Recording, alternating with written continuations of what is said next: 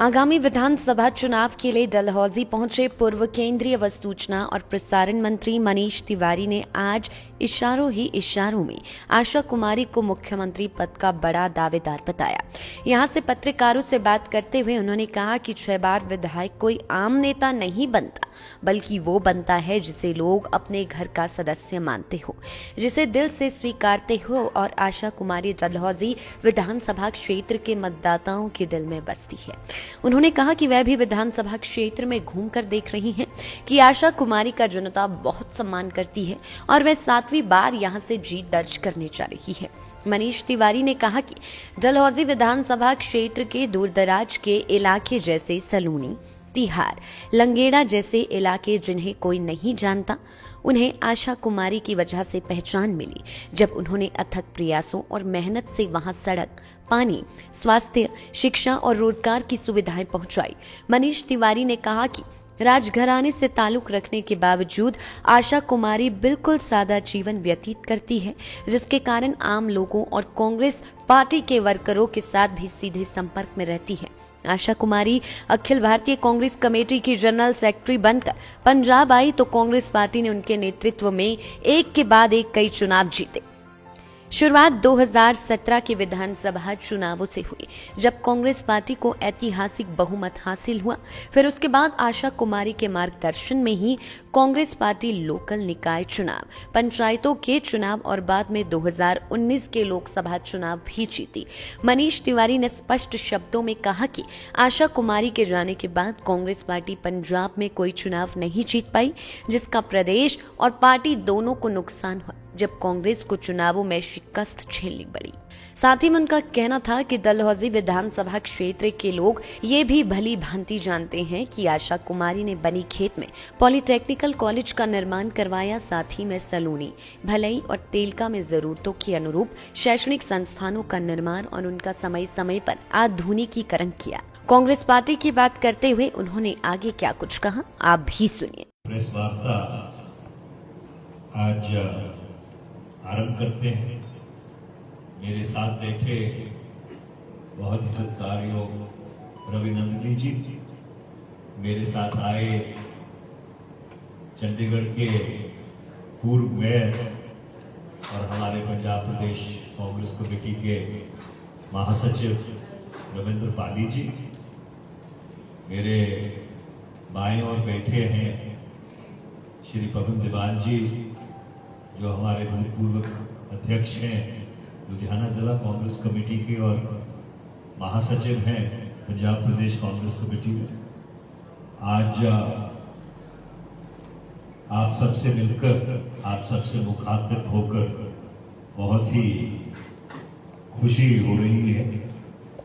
इससे पहले कि हम बातचीत शुरू करें, मुझे ये निर्देश हुआ है कि बहुत ही सत्कार्य रवि नंदनी जी, जो आशा कुमारी जी का प्रचार के कुछ गाने हैं, प्रचार के कुछ कैंपेन सॉन्ग्स हैं, थीम सॉन्ग्स हैं, उनको लॉन्च करेंगी। मैं आपकी अनुमति से माइक उनके हवाले करता हूं। मेरी अनुमति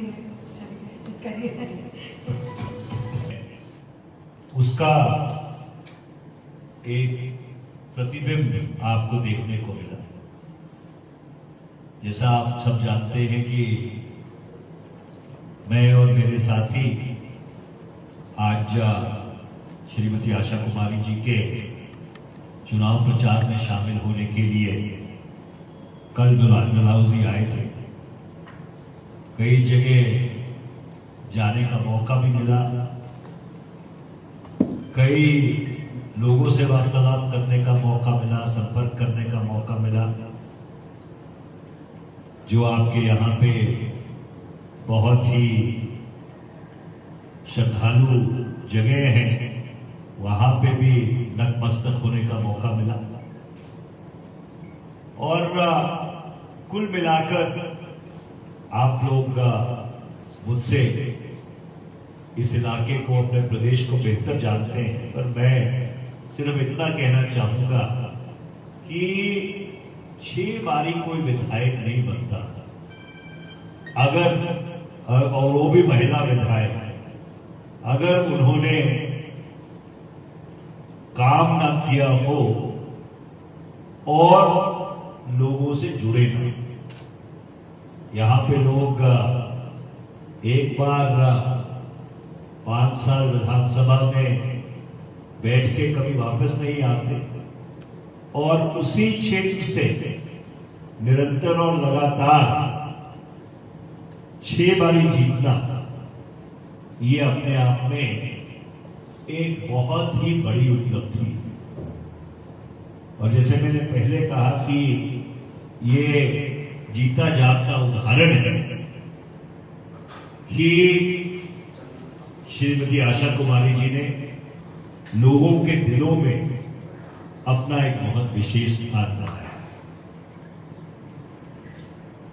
मुझे याद आ रहा है कि जब वो हमारी पंजाब की प्रभारी थी, वर्ष 2016 में वो प्रभारी बनी और 2017 में अगर पंजाब में कांग्रेस पार्टी की बहुत शानदार जीत हुई तो उसमें उनका बहुत बड़ा योगदान था और बहुत बड़ी भूमिका थी।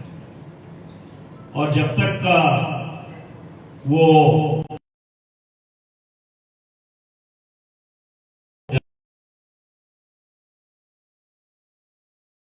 कॉर्पोरेशन के, नगर काउंसिल के, और जब पूरे देश में भाजपा की लहर थी, अगर पंजाब में 13 में से 8 लोकसभा की सीट आई तो वो उनकी आई है, क्योंकि मैं बगल के प्रदेश से आता हूं कि हिमाचल प्रदेश में और हमारी अपनी जमीन भी है सिरमौर में, तो एक लिहाज से मैं भी हिमाचल प्रदेश का वासी हूं कि बेरोजगारी, भ्रष्टाचार और महंगाई, ये 3 सबसे बड़ी चुनौतियां हैं आज हिमाचल प्रदेश के सामने। मैं जब आंकड़े देख रहा था तो बिल्कुल हैरत में पड़ गया कि 75-76 लाख की आबादी हो और उसमें से 8.5-9 लाख लोग बेरोजगार हो, 12.5% से ज्यादा बेरोजगारी का दर हो। और ये तो वो लोग हैं जिन्होंने अपना नाम एम्प्लॉयमेंट एक्सचेंजेस में लिखा रखा है। इसके अलावा कितने ही अनेक ऐसे लोग होंगे जिनके पास काम नहीं है और जिन्होंने औपचारिक तौर पर एम्प्लॉयमेंट एक्सचेंजेस में अपना नाम नहीं लिखा। उसके साथ साथ क्योंकि हिमाचल प्रदेश में बहुत ही सेल्फ रिस्पेक्टिंग लोग रहते हैं, बहुत ही आत्मसम्मान वाले लोग रहते हैं, जो अपने मेहनत की कमाई से अपना घर चलाते हैं। और जिस तरह से महंगाई मार कर रही है कि 400 रुपए का जो एलपीजी का सिलेंडर है वो देखते देखते 8 वर्ष में एनडीए भाजपा के कार्यकाल में 1200 रुपए से ज्यादा हो गया।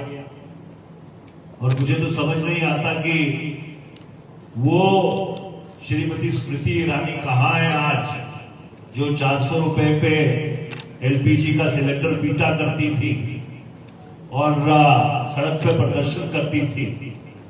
आज ये उनका और उनकी पार्टी की असंवेदनशीलता का प्रतीक है कि एलपीजी का जो गैस का सिलेंडर है वो बुलंदियां छू रहा है, महंगाई की बुलंदियां छू रहा है। और इस सरकार की तरफ से बिल्कुल लोगों के आंसू पहुंचने के लिए, महंगाई का जो की मार है उसको कम करने के लिए एक भी कदम नहीं उठाया जाए। मुझे याद है कि 2013 में जब रुपया थोड़ा सा बढ़ने लगा तो प्रधानमंत्री श्री नरेंद्र मोदी की तरफ से बयान आता था कि रुपया डॉक्टर मनमोहन सिंह की उम्र से ज्यादा तेजी से बढ़ रहा है। आज वही रुपया जब 82-83 पे पहुंच गया है डॉलर के मुकाबले, तो वित्त मंत्री कहती है रुपया नहीं घट रहा, डॉलर बढ़ रहा है। ऐसे अर्थशास्त्रियों को तो पीएचडी देनी चाहिए लोगों को गुमराह करना।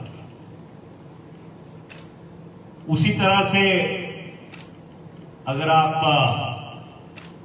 भ्रष्टाचार की बात करो तो जिस तरह से चाहे सरकारी कॉन्ट्रैक्ट्स हो, चाहे रोजमर्रा के जीवन में जहां सरकार और नागरिकों का आपस में मेल होता है, वहां पे जिस तरह से भ्रष्टाचार बढ़ा है, आप शायद उसकी जो जीती जागती कहानी है वो रोज अपने चलचित्र में कैद करते हैं और अपने अखबारों में लिखते हैं। एक ऐसा प्रदेश जहां पे लोगों को, खासकर जो बुजुर्ग हैं, सीनियर सिटीजन्स हैं, उनको सहायता की जरूरत है, उसमें आप जो ओल्ड एज पेंशन स्कीम है वो ये सरकार लागू करने के लिए तैयार नहीं है। और आज मैं इस मन से कहना चाहता हूं कि अगर हिमाचल प्रदेश की जनता ने आशीर्वाद दिया और जिस तरह का माहौल और रुझान देखने को मिल रहा है, ये लगता है कि यहाँ पे बदलाव का माहौल है।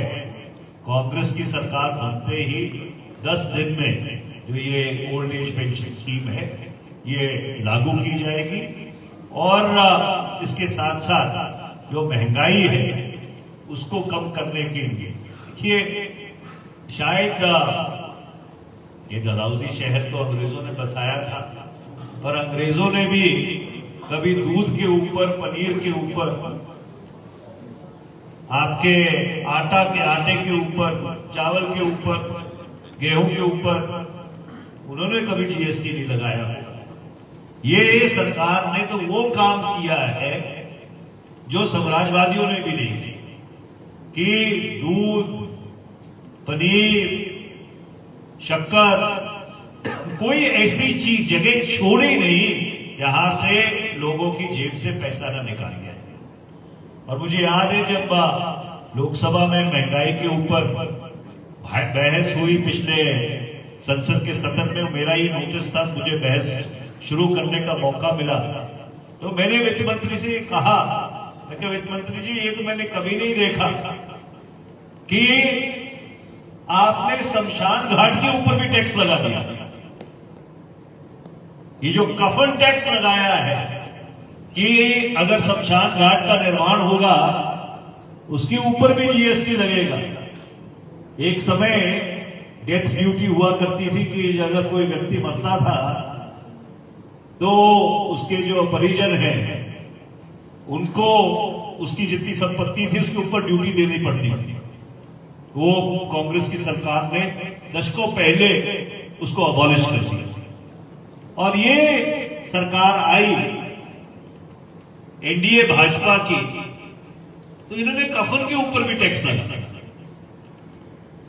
तो मैं आपसे ये गुजारिश करना चाहता हूं, ज्यादा समय आपका नहीं लेना चाहता क्योंकि चुनाव में आप भी हमसे ज्यादा व्यस्त रहते हैं, कि हिमाचल प्रदेश की जनता को, खासकर डलहौजी की जनता को मैं ये हाथ जोड़ के विनती करना चाहता हूं कि एक बारी श्रीमती आशा कुमारी जी को फिर अपना प्रतिनिधित्व करने का मौका दीजिए।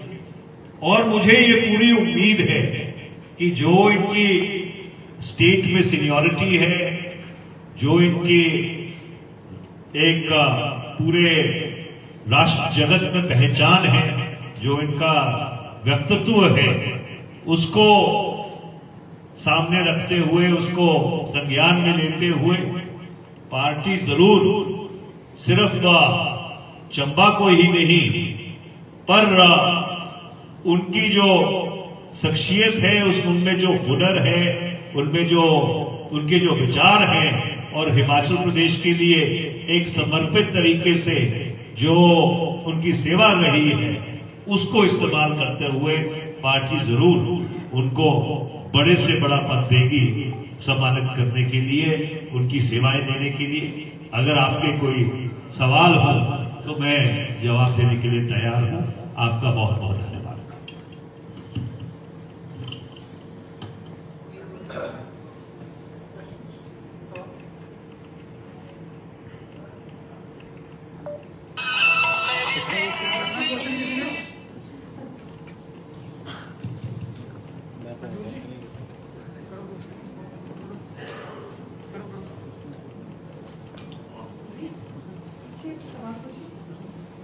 सर, आप कहते हैं कि 10 दिन में सरकार बनने के बाद ओपीएस बहाल होगी। आप अपने आप को एक बार इंट्रोड्यूस करते हैं के साथ सर, सुरेंद्र वानी देवभूमि कांग्रेस का दावा है कि ओपीएस बहाल करेंगे सरकार बनने के 10 दिन बाद। सर, बंद भी तो आप ही के कार्यकाल में हुई थी, अब कैसे बहाल हो जाएगी?